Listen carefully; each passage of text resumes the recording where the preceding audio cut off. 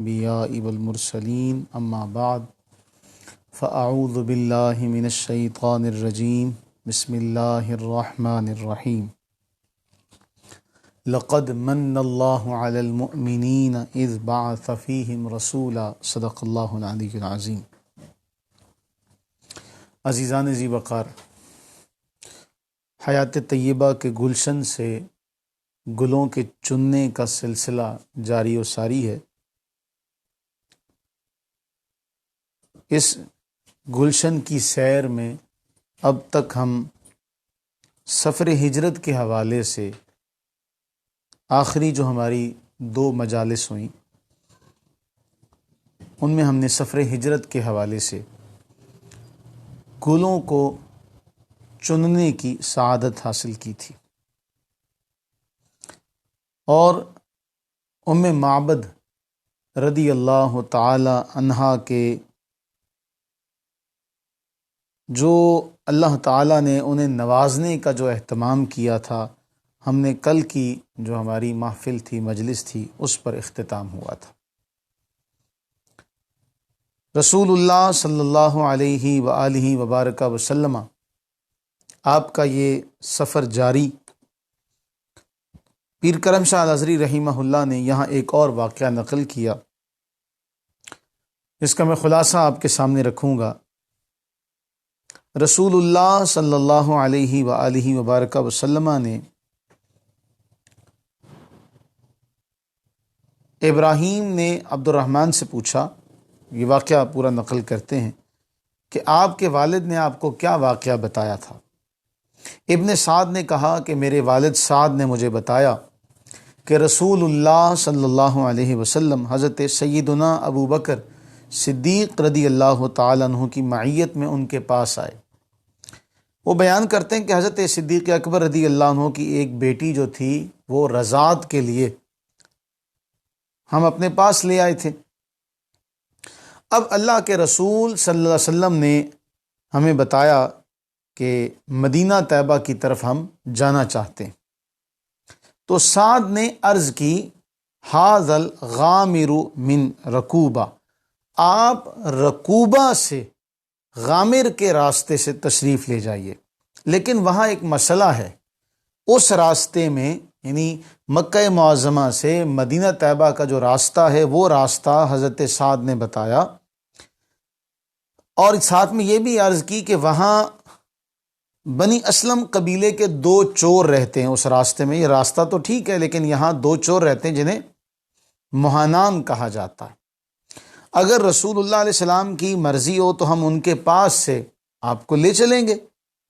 تو اللہ کے نبی علیہ الصلوۃ والتسلیم نے فرمایا خذ بنا علیہما، بے شک ہمیں ان کے پاس سے ہی لے چلو۔ سعد کہتے جب ہم روانہ ہوئے تو وہ دونوں چور راستے میں کھڑے تھے۔ ایک نے حضور صلی اللہ علیہ وسلم کی طرف اشارہ کرتے ہوئے دوسرے کو کہا ھذا الیمانی، یہ یمانی ہے۔ رسول اللہ صلی اللہ علیہ وسلم نے ان کو اپنے پاس بلایا۔ جب مالک نوازنا چاہے، راہزنی سے جب راہبری کی اللہ تعالیٰ سند عطا کرنے پر آئے، تو پھر وہ چور، وہ جن کی عمر گزر گئی تھی، اب اللہ تعالیٰ نے نوازنے کا جب ارادہ فرمایا تو محبوب کریم علیہ الصلوۃ والتسلیم کو اس راستے سے جانے کے اسباب پیدا کر دیے۔ تو رسول اللہ صلی اللہ علیہ وسلم نے اپنے پاس بلایا اور ان پر اسلام پیش کیا۔ کیوں؟ ان کی بگڑی ہوئی تقدیر کو بنانے والا آیا۔ انہوں نے بغیر کسی حیل و حجت کے اسلام قبول کر لیا۔ ایسے خوش قسمت بھی ہیں کہ جنہیں دعوت دی گئی اور وہ فوراً مسلمان ہو گئے، اور ایسے محروم بھی رہے کہ جن میں 13 سال رسول اللہ صلی اللہ علیہ وسلم نے گزارے اور شب و روز دعوت دیتے ہوئے گزری، لیکن ان کے مقدر میں ہدایت نہ تھی۔ اسلام قبول کر لیا۔ اللہ کے نبی علیہ السلام نے پوچھا تمہارے نام کیا ہیں؟ تو وہ دونوں کہتے ہیں نحن المہانان۔ اب یہ جو مہان ہے نا، مہان کا لغوی معنی ہے ذلیل، یعنی ہم دونوں معاذ اللہ ہم دونوں ذلیل ہیں۔ رسول اللہ صلی اللہ علیہ وسلم نے ارشاد فرمایا فقال بل انتم المکرمان، اب اسلام لانے کے بعد تم مہانان نہیں رہے، تم ذلیل نہیں رہے، بلکہ تم مکرمان یعنی عزت و شرف کے مالک بن گئے ہو، تم دونوں محترم و مکرم ہو گئے ہو۔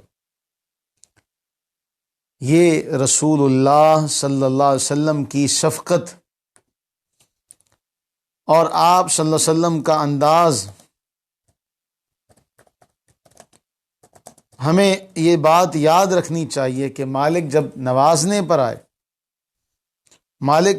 پر آئے تو کیسے کیسے معاملات کے مہانان کو مکرمان کا درجہ مل جاتا ہے، اور وہ کہا نا کئیاں نو رب ستیاں ملیا، کئی جاگ دے بھی رہے پٹھے ہو، کہ یہ تو مالک کے نوازنے کا انداز ہے، وہ جسے چاہے نواز دے، وہ نوازنے پر آئے تو ایسے ایسے اسباب پیدا کر دیتا ہے کہ عقلیں دنگ رہ جاتی ہیں کہ یہ کیا معاملہ ہے کہ مہانان کو فوراً ہی مکرمان کا درجہ مل گیا۔ وہ بڑا خوب کسی نے کہا تھا کہ رسول اللہ صلی اللہ علیہ وسلم کی جو ذات مقدسہ ہے اس کے حوالے سے کہ کس نے ذروں کو اٹھایا اور صحرا کر دیا، کس نے قطروں کو ملایا اور دریا کر دیا، فرمایا کہ تم مہانان نہیں بلکہ مکرمان ہو، زندہ ہو جاتے ہیں جو مرتے ہیں اس کے نام پر، اللہ اللہ موت کو کس نے مسیحا کر دیا، آدمیت کا غرض ساما مہیا کر دیا، ایک عرب نے آدمی کا بول بالا کر دیا۔ رسول اللہ صلی اللہ علیہ وسلم نے انہیں حکم دیا کہ وہ اس قافلے کے آگے آگے چلیں اور مدینہ طیبہ تک چھوڑ کر آئیں، اور یہ ظاہر سی بات ہے رسول اللہ صلی اللہ علیہ وسلم کا حکم ہے۔ اب یہ قافلہ اپنی منزل کی طرف رواں دواں ہوا۔ عروہ بن زبیر رضی اللہ تعالیٰ عنہ بیان کرتے ہیں کہ اسی دوران راستے میں اللہ کے رسول صلی اللہ علیہ وسلم کی ملاقات ہوئی حضرت زبیر سے۔ وہ ایک تجارتی قافلے کے ہمراہ تھے۔ مسلمانوں کا یہ قافلہ شام سے آ رہا تھا۔ حضرت زبیر رضی اللہ تعالیٰ عنہ نے اللہ کے رسول صلی اللہ علیہ وسلم اور حضرت ابو بکر صدیق رضی اللہ تعالیٰ عنہ کو سفید لباس زیب تن کروایا کہ اتنی دور سے آپ آئے ہیں تو آپ کا جو لباس ہے وہ تبدیل ہونا چاہیے، اور سفید لباس جو تھا یہ آپ کی خدمت میں پیش کیا، اور رسول اللہ صلی اللہ علیہ وسلم نے وہ سفید لباس آپ نے اور آپ کے یار غار نے وہ سفید لباس زیب تن کیا۔ اب رسول اللہ صلی اللہ علیہ وسلم قباء میں جلوہ افروز ہونے کو ہیں۔ اہل مدینہ کو جب یہ اطلاع ملی کہ رسول اللہ صلی اللہ علیہ وآلہ وبارک وسلم مکہ سے روانہ ہو چکے ہیں، اسی دن سے ان کی آتش شوق بھڑک اٹھی اور وہ انتظار میں تھے کہ کب رسول اللہ صلی اللہ علیہ وسلم آئیں گے اور کب ہمیں دیدار نصیب ہوگا۔ فارسی کا ایک شعر ہے، قاضی عبدالدائم دائم نے لکھا کہ الصباح چو مردم بکارو بار روند، بلا کشان محبت بکوئے یار روند۔ کہا کہ صبح جب لوگ اپنے کاروبار کے لیے روانہ ہوتے ہیں نا، اس وقت محبت کے مارے کوئے محبوب کی طرف جا رہے ہوتے ہیں، کوچائے محبوب کی طرف جا رہے ہوتے ہیں۔ یہی حال اہل مدینہ کا تھا۔ جب سے پتہ چلا کہ رسول اللہ صلی اللہ علیہ وسلم تشریف لا رہے ہیں، صبح کے وقت گھروں سے نکل آتے اور پھر راستے میں سراپا انتظار و شوق بنے رہتے کہ کب رسول اللہ صلی اللہ علیہ وسلم کی آمد ہوگی، کب اللہ کے نبی صلی اللہ علیہ وسلم تشریف لائیں گے۔ انتظار کے یہ لمحات انہیں قیامت سے زیادہ طویل نظر آنے لگے۔ پیر کرم شاہ الازہری رحمہ اللہ لکھتے ہیں کہ مکہ مکرمہ سے مدینہ طیبہ کا جو فاصلہ ہے یہ عام طور پر 12 دنوں میں طے ہوتا ہے۔ اصحاب سیر نے لکھا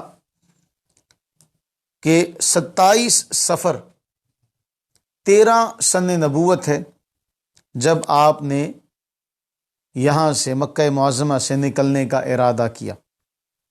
3 راتیں غار ثور میں گزریں۔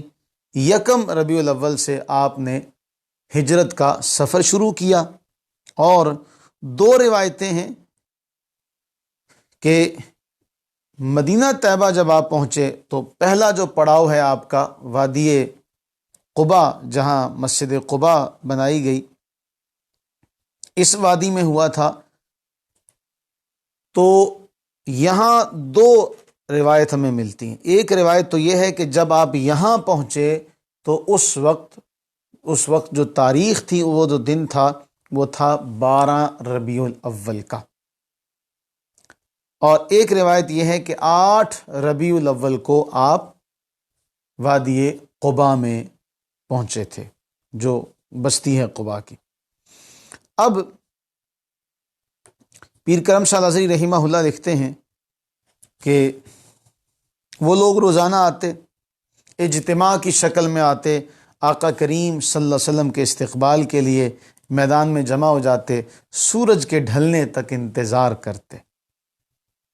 آپ ان کے شوق کا اندازہ لگا سکتے ہیں 1400 سال بعد بیٹھ کر، کہ کوئی اطلاع نہیں ہے کہ کہاں پہنچے ہیں، کتنا دور رہ گئے ہیں، بس یہ روزانہ نکلتے ہیں، گرم لو جسم کو جلائے دیتی ہے۔ اہل عرب کا تو طریقہ تھا کہ وہ صحراؤں کو عبور کرنے کے لیے راتوں کو سفر کرتے تھے تاکہ چاشت کے وقت اپنی منزل مقصود تک پہنچ جائیں۔ اگر ایسا نہ ہو سکے تو پھر دوپہر سے پہلے کسی سایہ دار درخت کے نیچے دن گزارتے، پھر جب رات آتی تو سفر شروع کرتے۔ تو انصار مدینہ کا یہ معمول تھا کہ صبح سویرے استقبال کے لیے جمع ہو جاتے اور انتظار کرتے رہتے۔ جب دن ڈھل جاتا اور اب تشریف آوری کا موقع گزر گیا ہے تو گھروں کو لوٹ جاتے۔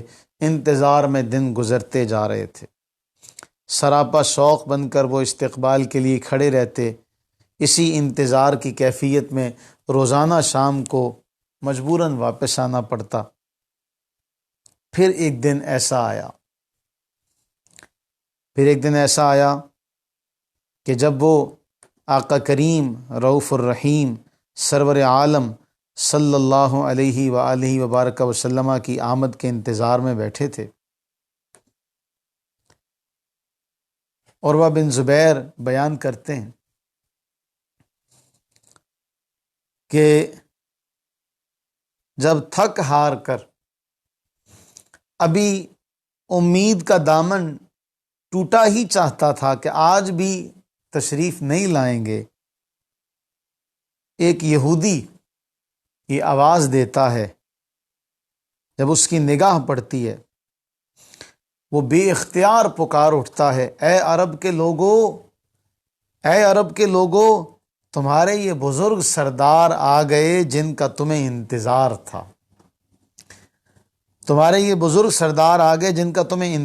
تھا۔ مسلمان ہتھیاروں کی طرف لپکے مسلح ہو کر جلدی سے حرہ کے مقام پر پہنچے۔ انہوں نے رسول اللہ صلی اللہ علیہ وسلم کا استقبال کیا، اور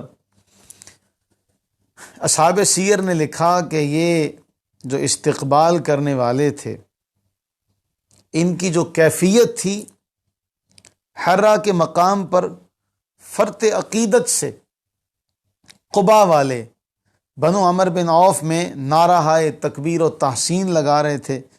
تمام مسلمان آپ کی تشریف آوری کی خوشی میں ہر طرف سے نکلتے اور نعرے لگاتے آ رہے تھے، آپ سے ملاقات کر رہے تھے، چاروں طرف سے السلام علیک یا نبی اللہ، السلام علیک یا رسول اللہ، السلام علیک یا رسول اللہ، یہ صدائیں بلند ہو رہی تھیں، صدائیں بلند ہو رہی تھیں۔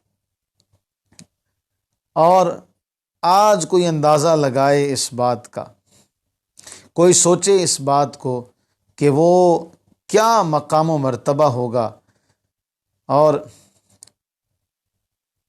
سیدنا شیخ عبدالحق محدث دہلوی رحمہ اللہ لکھتے ہیں، جب ٹیلے پر کھڑے ہو کر یہودی نے اعلان کیا نا، اے مسلمانوں، تمہارا مقصد و مقصود تشریف لے آیا،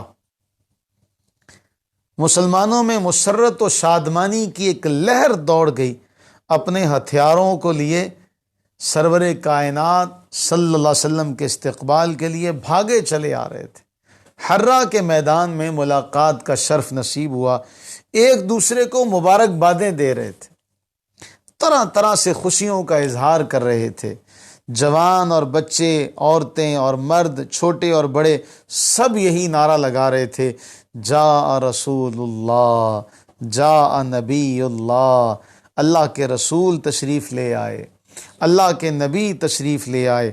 حضرت انس رضی اللہ تعالیٰ عنہ بیان کرتے ہیں، میری عمر اس وقت 8-9 سال کے قریب تھی، یوں معلوم ہوتا تھا کہ ہمارے در و دیوار رسول اللہ صلی اللہ علیہ وسلم کی طلعت زیبا کے انوار سے چمک رہے ہیں، گویا کہ سورج طلوع ہو گیا ہے۔ سبحان اللہ، سبحان اللہ۔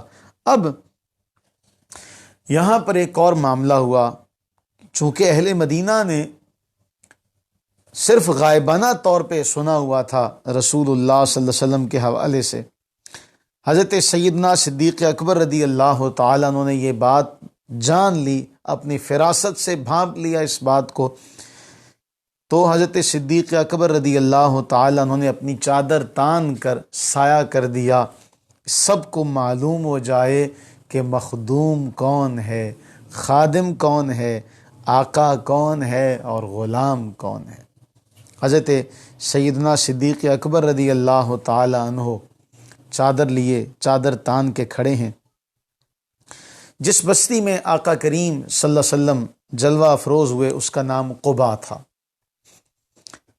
یہ مدینہ طیبہ کے قریب ایک چھوٹی سی آبادی ہے جہاں عمر بن عوف کا قبیلہ آباد ہے۔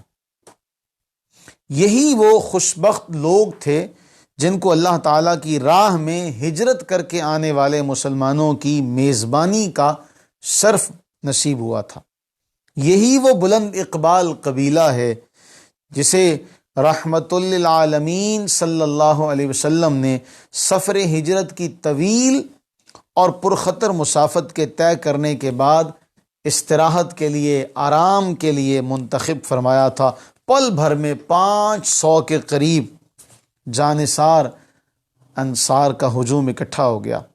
سب عرض کرتے ہیں انطلقا آمینین مطاعین، اپنی اونٹنیوں پر سوار ہو جائے، بڑے اطمینان سے ہمارے ہاں تشریف لے چلیے، آپ یہاں امن و امان میں ہوں گے، ہم سب آپ کے غلام آپ کے ہر حکم کے سامنے سر تسلیم خم کریں گے۔ رسول اللہ صلی اللہ علیہ وسلم قباء میں پہنچے ہیں اور قباء میں آپ نے قیام پذیر ہو گئے قباء میں، اور یہاں پر پھر آپ سرور عالم صلی اللہ علیہ وآلہ وبارک وسلم نے مسجد قباء کی بنیاد رکھی۔ یہاں اصحاب سیر میں سے ایک صاحب نے یہ لکھا اور بڑا کمال کا لکھا، فرماتے ہیں کہ لوگوں کی خوشی دیدنی تھی، حالت یہ تھی کہ عورتیں، بچے اور نوکر چاکر جنہیں ایسے معاملات سے کوئی دلچسپی نہیں ہوتی، جملہ بڑا کمال کا لکھتے ہیں کہ جنہیں، یعنی عورتیں، بچے اور نوکر جنہیں ایسے معاملات سے کوئی دلچسپی نہیں ہوتی، وہ بھی خوشی کے مارے نعرے لگاتے پھرتے تھے، حضرت محمد الرسول اللہ صلی اللہ علیہ وسلم تشریف لے آئے، جناب رسول اللہ صلی اللہ علیہ وسلم تشریف لے آئے، اللہ اکبر، پیارے محمد صلی اللہ علیہ وسلم آ گئے، اور یہ شعر ان کی زبانوں پر تھے: طلع البدر علینا من ثنیات الوداع وجب الشکر علینا ما دعا للہ دا۔ الوداع کی گھاٹیوں سے، الوداع کی گھاٹیوں سے ہم پر 14ویں کا روشن چاند طلوع ہوا ہے۔ اس احسان عظیم پر شکر کرنا ہم پر فرض ہے، اور اس وقت تک فرض ہے جب تک کوئی بھی پکارنے والا اللہ تعالیٰ کو پکارتا رہے۔ سبحان اللہ، سبحان اللہ، سبحان اللہ۔ مسجد قباء کی بنیاد رکھی جاتی ہے۔ عزیزان، یہ وہی مسجد ہے۔ قباء کے قیام کے دوران جانے دو عالم صلی اللہ علیہ وسلم جس مسجد کی تعمیر میں حصہ لیتے ہیں، یہ وہی مسجد ہے جس کو قرآن کریم نے لمسجد اسس علی التقوی من اول یوم قرار دیا۔ ایسی مسجد جس کی بنیاد پہلے دن سے تقوی پر رکھی گئی، قرار دیا ہے آپ نے اس مسجد کو۔ کیا منظر ہوگا؟ مسجد تعمیر کرنے کا اعلان ہو رہا ہے، صحابہ کرام پتھر ڈھو رہے ہیں، ہر ایک پتھر اٹھا اٹھا کر لا رہا ہے۔ ان پتھر اٹھانے والوں میں رسول اللہ صلی اللہ علیہ وسلم بھی شامل ہیں، بڑے بڑے پتھر اٹھا کے لا رہے ہیں۔ کبھی اتنا بھاری پتھر اٹھا لیتے ہیں کہ جس میں اقدس خم ہو جاتا ہے تھوڑا سا۔ میں قاضی عبد الدائم دائم کو سلام پیش کروں گا کہ انہوں نے رسول اللہ صلی اللہ علیہ وسلم کی سیرت کو بیان کرتے ہوئے کوئی عامیانہ لفظ ذکر نہیں کیا، کہ کبھی اتنا بھاری پتھر اٹھا لیتے ہیں کہ جس میں اقدس خم ہو جاتا ہے۔ یہ منظر دیکھ کے کوئی صحابی دوڑ کر آتے ہیں، عرض کرتے ہیں: یا رسول اللہ صلی اللہ علیہ وسلم، میرے ماں باپ آپ پر قربان ہوں، مجھے دے دیجئے، میں اٹھا لیتا ہوں۔ آپ اس محبت بھری پیشکش سے بہت خوبصورت انداز میں پہلو بچا جاتے ہیں اور کسی دوسرے پتھر کی طرف اشارہ کر کے کہتے ہیں وہ اٹھا لو۔ سبحان اللہ، سبحان اللہ، سبحان اللہ۔ ان پتھر ڈھونے والوں میں مشہور شاعر عبداللہ بن رواحہ بھی شامل ہیں، اور یہ بھی ذہن نشین رہے کہ آپ حضرت کلثوم رضی اللہ تعالی عنہ کے ہاں ٹھہرے تھے۔ یہ بہت مہمان نواز انسان تھے، اور رسول اللہ صلی اللہ علیہ وسلم کے مدینہ آنے سے پہلے بھی جو صحابہ کرام ہجرت کر کے مدینہ طیبہ آئے، ان میں سے متعدد جو تھے وہ کلثوم ابن ہدم رضی اللہ تعالیٰ عنہ کے ہی مہمان تھے۔ آپ کی تشریف آوری کے چند دن بعد حضرت کلثوم رضی اللہ تعالیٰ عنہ کا انتقال ہو گیا تھا، رضی اللہ تعالیٰ عنہ۔ حضرت عبداللہ بن رواحہ رضی اللہ تعالیٰ عنہ بھی ہیں جو پتھر اٹھانے والوں میں شامل ہیں، اور حضرت عبداللہ بن رواحہ پتھر بھی اٹھا رہے ہیں اور ساتھ میں زبان سے یہ شعر بھی جاری ہیں: قد افلح من یعمر المساجد ویقرأ القرآن قائما وقاعدا ولا یبیت اللیل عنہ راقدا۔ یقیناً وہ شخص کامیاب ہے جو مسجدیں تعمیر کرتا ہو، اٹھتے بیٹھتے قرآن پڑھتا ہو اور رات کو سویا نہ رہتا ہو۔ اور کیا منظر ہوگا؟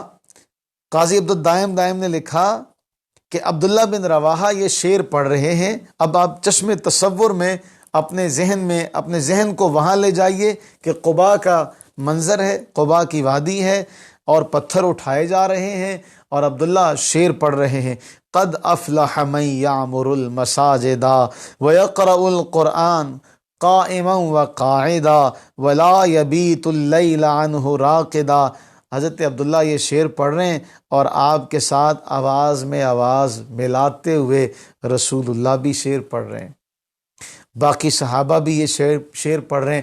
وہ فضائیں، وہ ہوائیں کس قدر مہک رہی ہوں گی جب یہ ساری کی ساری بزرگ ہستیاں مل کر یہ شعر پڑھ رہی ہوں گی، قد افلح من یعمر المساجد، وہ شخص کامیاب ہے جو مسجدیں تعمیر کرتا ہے، اٹھتے بیٹھتے قرآن پڑھتا ہے، رات کو سویا نہیں رہتا، وہ کامیاب ہے۔ اب قبا کی فضا مہک رہی ہے ان کے نعروں سے۔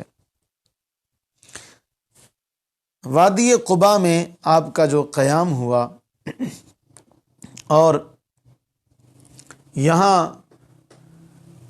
فیض بانٹنے کے بعد میں یہاں ذکر کرتا چلوں، قرآن کریم میں یہاں جہاں قبا کا ذکر آیا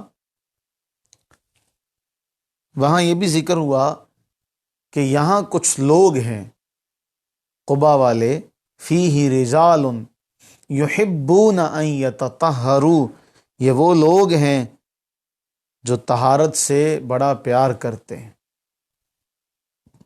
اور اللہ تعالیٰ بھی طہارت کرنے والوں کو دوست رکھتا ہے۔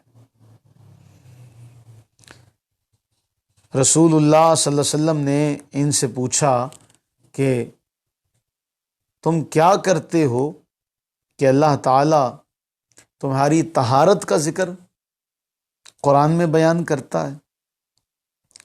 تو انہوں نے جواب دیا، جی ہم جب بھی حاجت سے فارغ ہوتے ہیں تو ہم پانی سے خوب اچھے طرح سے شرمگاہ کو دھوتے ہیں۔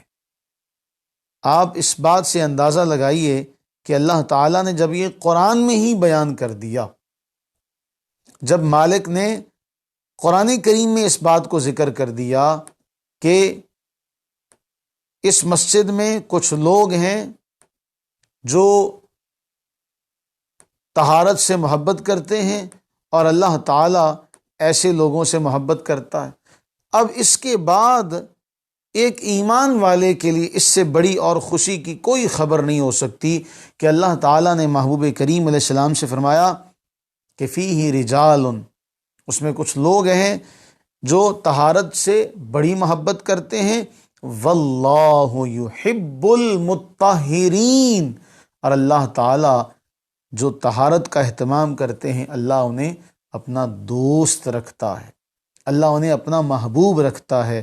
میں یہاں رک کر ایک بات ضمناً عرض کرتا چلوں، بتائیے جس دین کا آغاز ہی طہارت سے ہو رہا ہے، جس دین کے ابتدائیے میں مقدمے میں یہ بات بتائی جا رہی ہے کہ اللہ تعالیٰ طہارت کرنے والوں کو دوست رکھتا ہے، تو اس کا معنی یہ ہوا کہ جو اپنی صفائی ستھرائی کا اہتمام کرنے والے ہیں وہ اللہ کو بڑے محبوب ہیں۔ لیکن ہمارا المیہ یہ ہے کہ ہم ایسے شخص کو پیر مان لیتے ہیں جو کئی دن پانی کے قریب نہ گیا ہو، جس کے بال گندے ہوں، آلودہ ہوں، جس کا لباس گندا ہو، آلودہ ہو، اس بندے کے سامنے ہم اپنا کاسہ گدائی لیے بیٹھ جاتے ہیں، اس کے سامنے اپنی حاجات لے کے بیٹھ جاتے ہیں۔ بھائی اگر وہ اس لائق ہوتا تو وہ اپنی طہارت کا اہتمام نہ کرتا؟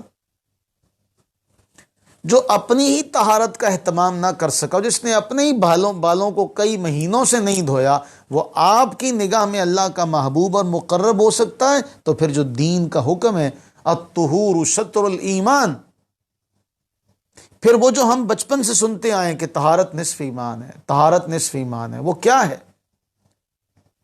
وہ شطر الایمان کیا ہے؟ جس کو دین کا حصہ قرار دیا گیا، ایک آدمی اسی سے دور ہے اور اسی کو آپ نے اپنا راہبر مان لیا، اسی کو آپ نے اللہ کا مقرب مان لیا۔ حالانکہ دین تو یہ کہتا ہے کہ نفلی عبادت کے ذریعے ایک وقت ایسا آتا ہے کہ بندہ مقام محبوبیت پر چلا جاتا ہے، جب اللہ تعالیٰ خود یہ فرما رہا ہے کہ میں بندے کی سماعت بن جاتا ہوں، جن سے وہ سنتا ہے، میں اس کی بصارت بن جاتا ہوں، جس سے وہ دیکھتا ہے، میں اس کے ہاتھ بن جاتا ہوں، میں اس کے پاؤں بن جاتا ہوں۔ وہ کون ہے؟ جو نوافل کی پابندی کرتا۔ تو نوافل کی پابندی کون کرے گا؟ میرے عزیزو، آج تو یہ فتنہ بڑی تیزی کے ساتھ سر اٹھا رہا ہے کہ کہا جا رہا ہے کہ جی صرف فرض پڑھو، صرف فرض پڑھو۔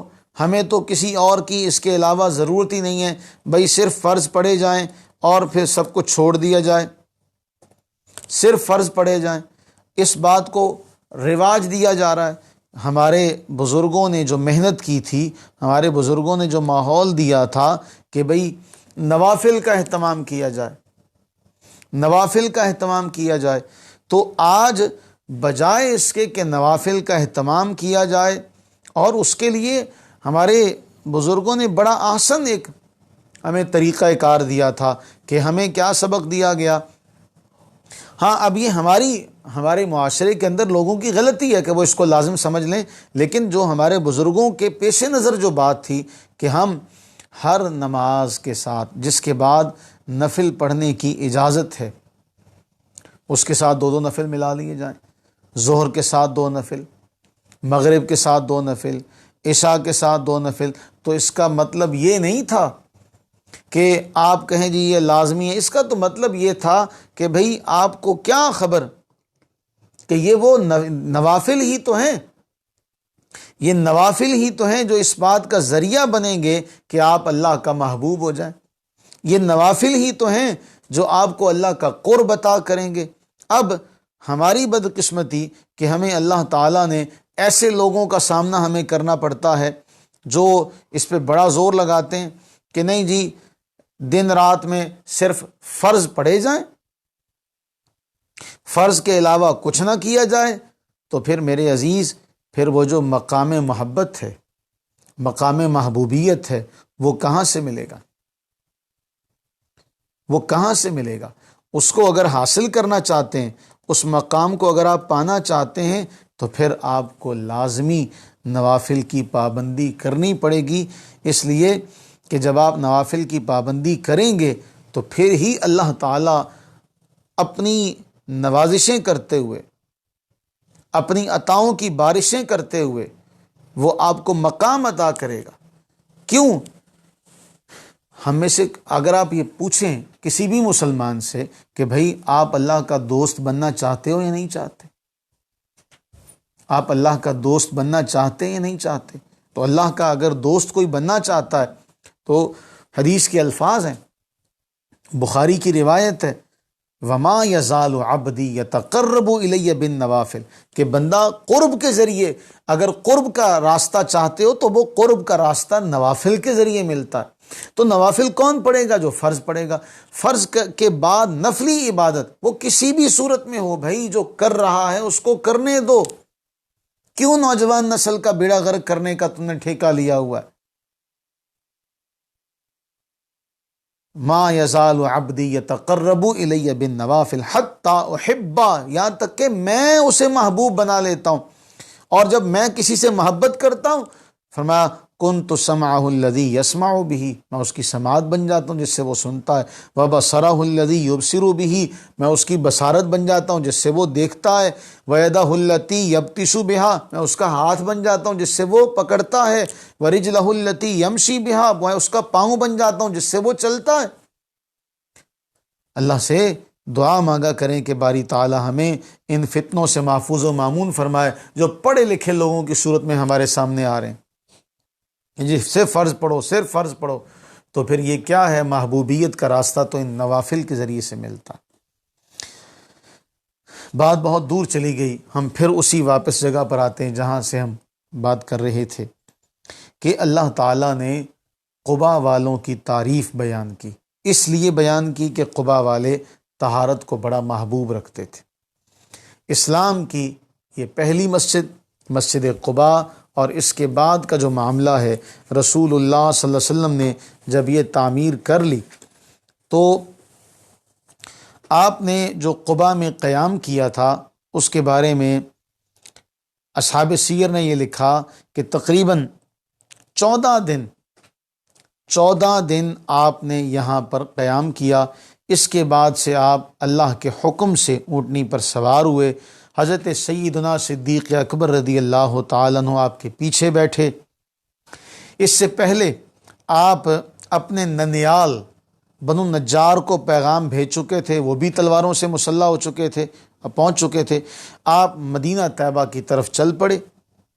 راستے میں بنو سالم بن عوف کی بستی میں نماز جمعہ کا وقت ہوا، آپ نے تمام حاضرین کو وہیں نماز جمعہ پڑھائی، اور جس جگہ بعد میں مسجد جمعہ تعمیر کی گئی، اور یہ جمعہ پڑھنے والے کل افراد 100 تھے، اصحاب سیر نے جو لکھا۔ اور مدینہ منورہ میں یہ آپ صلی اللہ علیہ وسلم کا پہلا جمعہ تھا۔ اور اب یہاں قاضی سلیمان منصور پوری نے بڑا خوبصورت یہاں پر جملہ لکھا کہ جب آپ 100 آدمیوں کے ساتھ آپ نے جمعہ پڑھا، اور آپ کا یہ پہلا جمعہ تھا، اور قاضی صاحب نے وہ خطبہ بھی اپنی کتاب رحمت للعالمین میں وہ خطبہ بھی نقل کیا ہے۔ اس خطبے کے اندر رسول اللہ صلی اللہ علیہ وسلم نے جو باتیں اپنے سامنے بیٹھنے والوں سے ارشاد فرمائیں، میں اس کا ترجمہ جو قاضی صاحب نے رحمہ اللہ نقل کیا، میں وہی آپ سے شیئر کرتا ہوں، آپ کے سامنے گوش گزار کرتا ہوں۔ آپ نے خطبہ ارشاد فرمایا، حمد و ستائش خدا کے لیے ہے، میں اس کی حمد کرتا ہوں، مدد، بخشش اور ہدایت اسی سے چاہتا ہوں، میرا ایمان اسی پر ہے، میں اس کی نافرمانی نہیں کرتا، اور نافرمانی کرنے والوں سے عداوت رکھتا ہوں۔ میری شہادت یہ ہے کہ خدا کے سوا عبادت کے لائق کوئی نہیں، وہ یکتا ہے، اس کا کوئی شریک نہیں، محمد صلی اللہ علیہ وسلم اس کے بندے اور اس کے رسول ہیں۔ اسی نے محمد الرسول اللہ صلی اللہ علیہ وسلم کو ہدایت، نور اور نصیحت کے ساتھ ایسے زمانے میں بھیجا ہے جب کہ مدتوں سے کوئی رسول دنیا میں نہ آیا تھا، علم گھٹ گیا، کم ہو گیا، گمراہی بڑھ گئی، اسے آخری زمانے میں قیامت کے قرب اور موت کی نزدیکی کے وقت بھیجا گیا۔ فرمایا جو کوئی اللہ اور اس کے رسول کی اطاعت کرتا ہے وہی راہ پانے والا ہے، اور جس نے اس کا حکم نہ مانا وہ بھٹک گیا، درجے سے گر گیا اور سخت گمراہی میں پھنس گیا۔ مسلمانوں، میں تمہیں اللہ سے تقوی کی وصیت کرتا ہوں۔ مسلمانوں، اوصیکم بتقوی اللہ، میں تمہیں اللہ سے تقوی کی وصیت کرتا ہوں۔ بہترین وصیت جو مسلمان کو کر سکتا ہے یہ ہے کہ اسے آخرت کے لیے آمادہ کرے، اور اللہ سے تقوی کے لیے کہے کہ بھی اللہ سے ڈرو۔ لوگوں، جن باتوں سے اللہ تعالیٰ نے تمہیں پرہیز کرنے کو کہا ہے ان سے بچتے رہو، اس سے بڑھ کر نہ کوئی نصیحت ہے، نہ اس سے بڑھ کر کوئی ذکر ہے۔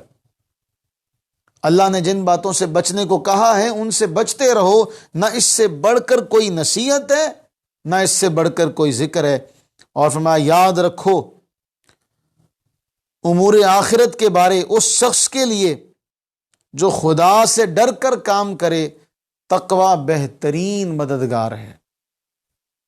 اور پھر آپ نے آخر میں کہا، مسلمانوں، اپنے موجودہ اور آئندہ ظاہر اور خفیہ کاموں میں اللہ سے ڈرو، اللہ سے ڈرو، کیونکہ تقوی والوں کی بدیاں چھوڑ دی جاتی ہیں۔ سبحان اللہ، تقوی والوں کی برائیاں چھوڑ دی جاتی ہیں، اجر بڑھا دیا جاتا ہے۔ تقوی والے وہ ہیں جو بہت بڑی مراد کو پہنچ جائیں گے۔ یہ تقوی ہی ہے جو اللہ کی ناراضگی کو، بیزاری کو، عذاب اور غصے کو دور کرتا ہے۔ یہ تقوی ہی ہے جو چہرے کو درخشاں، پروردگار کو خوش کرتا ہے، درجے کو بلند کرتا ہے۔ یہ وہ نصیحتیں تھیں چند ایک اس پہلے خطبے سے جو میں نے آپ کی نظر کی۔ یوں اللہ کے نبی صلی اللہ علیہ وآلہ وبارک وسلم جمعے کی نماز ادا کرنے کے بعد مدینہ طیبہ میں داخل ہوئے، پھر منظری اور تھا، پھر منظری کچھ اور تھا۔ جس گھر کے پاس سے گزرتے وہ لوگ محبت سے اونٹنے کی لگام تھام لیتے، جس گھر کے پاس سے گزرتے بصد ادب التجا کرتے، ہمارے ہاں تشریف لے آئے۔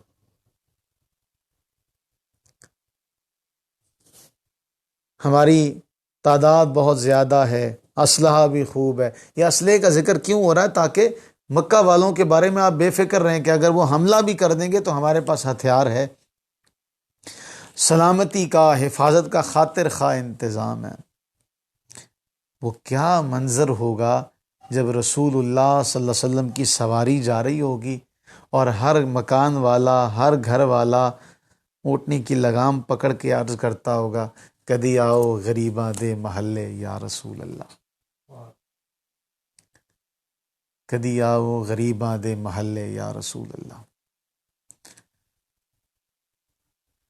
اللہ تعالیٰ اپنی رحمت کا صدقہ، اپنے فضل و کرم کا صدقہ ہم سب کو اپنے محبوب کی زیارت عطا فرمائے، اپنے محبوب مکرم شفیع معظم رحمت عالم صلی اللہ علیہ وسلم کی پکی سچی اور سچی محبت عطا فرمائے۔ یہاں سے پھر انشاءاللہ کل بشرط زندگی آغاز کریں گے۔ اللہ تعالی ہم سب پر اپنی رحمتیں برکتیں نازل فرمائے، آمین ثم آمین، وما علینا الا البلاغ المبین۔